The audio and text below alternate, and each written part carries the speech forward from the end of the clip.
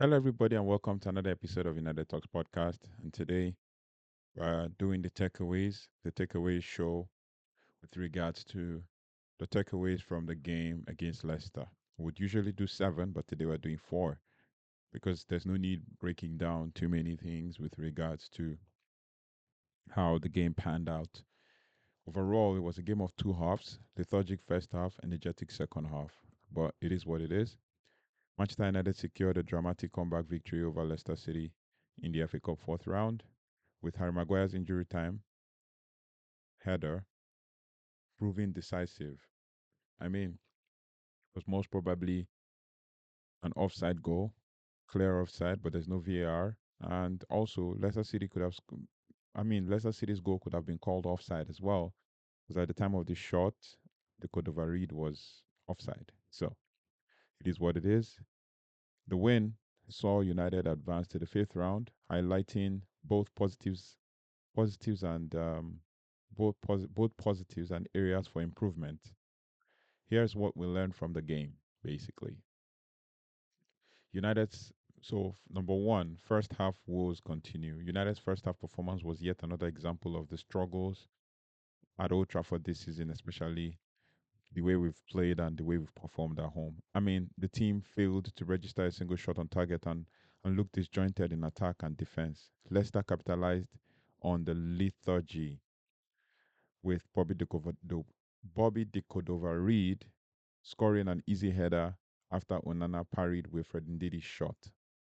Now, the recurring issue of slow starts must be addressed if United are to progress further in the competition. I mean, we are reigning champions in the competition and we need to move to the next round.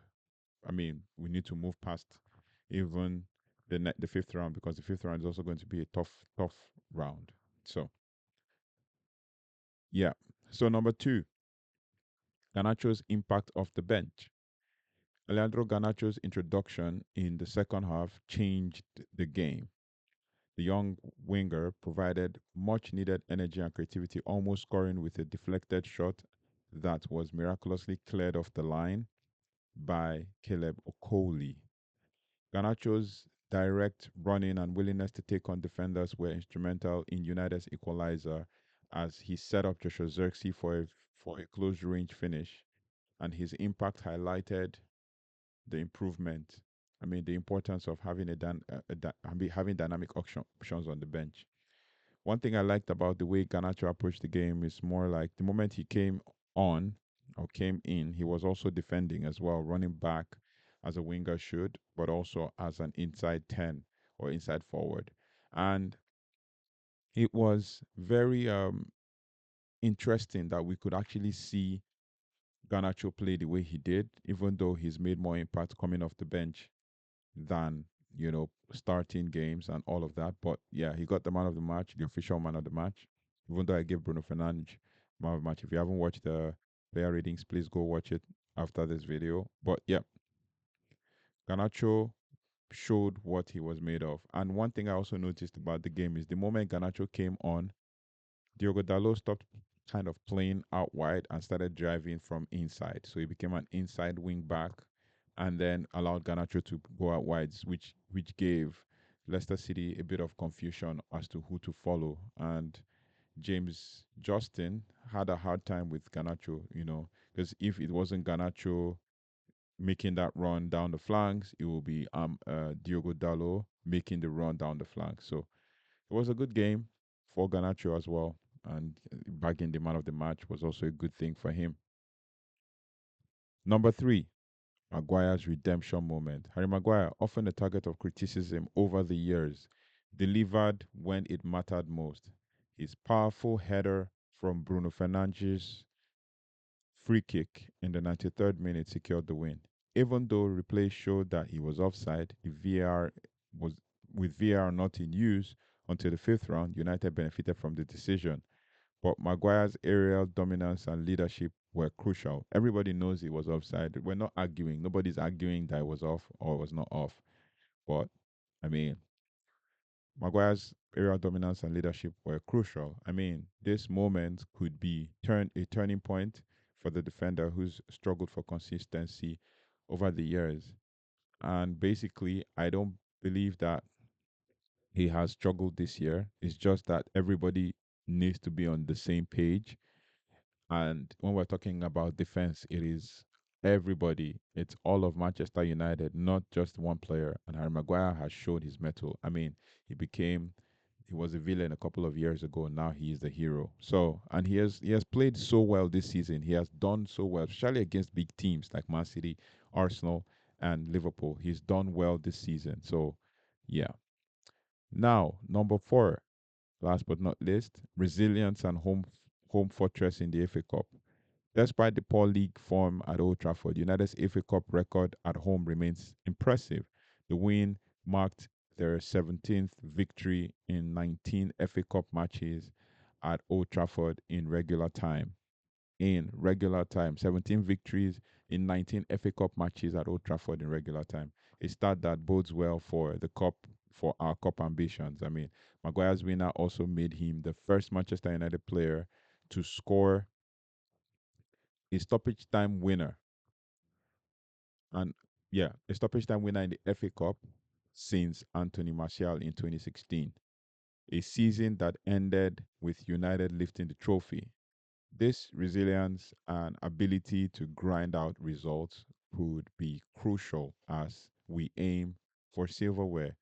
The FA Cup is one chance, or the only chance we have, or one of the two chances. We're in for three, but Premier League is beyond reach. I would be a daydreamer to be saying Premier League anything about now. Premier League is beyond reach. We're far beyond reach. We just need to climb up the table. But with regards to the FA Cup, that's our chance of a trophy, and it will be three trophies in 3 years if we win that. And then the Europa League is another chance for trophy. I mean, we are doing well in the Europa League, still unbeaten. I'm still unbeaten in the FA Cup too as well. So yeah. So we're aiming for silverware. And then honorable mention, Joshua Zirkzee played 26 minutes versus Leicester. I know I gave you guys a breakdown of his stats, but I'm going to give you something from Statman Dave here. He says 100% take ons, 19 touches, 5 tackles attempted, 5 tackles won, 2 shots, 1 goal. A huge moment for him and for Manchester United. So Joshua Zirkzee, impact player as well.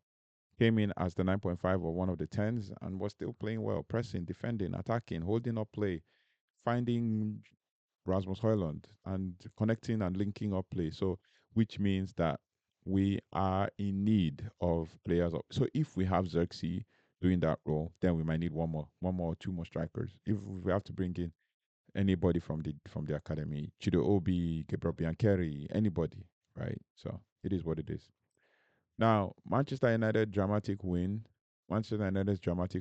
over Leicester City was a mix of great unfortune and individual brilliance. I mean, while the first half performance was concerning, the second half comeback and Maguire's late heroics showcased the team's fighting spirit. However, Amorim must address the recurring issues of slow starts and attacking inefficiencies if United are to mount a serious challenge for the FA Cup and salvage this season.